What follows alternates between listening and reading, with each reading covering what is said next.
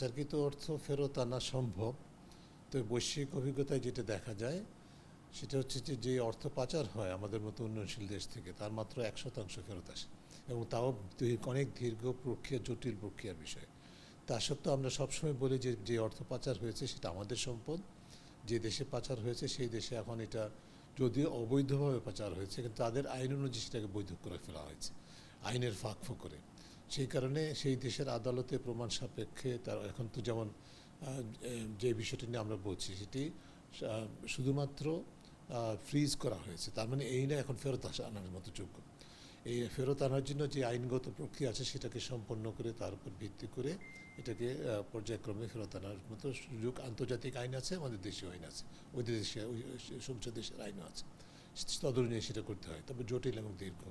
এবং এটার জন্য আগে যেটা তুলনামূলকভাবে বেশি কঠিন ছিল এখন তুলনামূলকভাবে একটু সহজতর হয়েছে। তা সত্ত্বেও আমি যেটা বললাম গড়ে কমপক্ষে এই ধরনের যেটা বৈশ্বিক অভিজ্ঞতা দেখা যায় যে সাধারণত 10 থেকে 15 বছর 20 বছর অনেক সময় লাগে।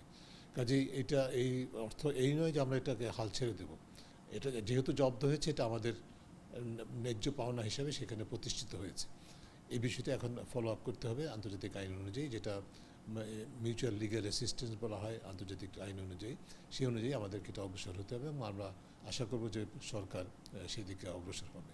তার চেয়ে বেশি গুরুত্বপূর্ণ হচ্ছে যে আমাদের যারা পাচার প্রতিরোধ করা, ভবিষ্যতে এই যে এই ধরনের যে যারা লুটপাট করেছে এই লুটপাটের সুযোগগুলো তারা কীভাবে নিয়েছে সেই নলেজ কিন্তু আমাদের এক্সপার্টদের আছে, আমাদের সরকারেরও আছে, সরকারি সংসদ প্রতিষ্ঠানে আছে, কিন্তু সেটার প্রয়োগ হয় না। আইনগত ভিত্তিও আছে সেটা প্রতিরোধ করার, এই প্রতিরোধটা যেন জোরালো হয় সেটি এখন চেষ্টা করতে হবে বলে আমি বেশি মনে করি।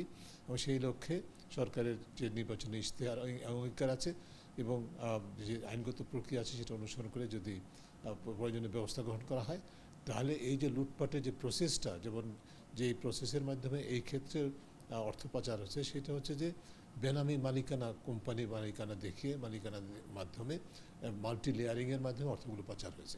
এইটা প্রতিরোধ করার জন্য একটা আইন আমাদের ঘাটতি আছে, আইন নেই, সেটা বেনিফিশিয়াল ওনারশিপ অ্যাক্ট।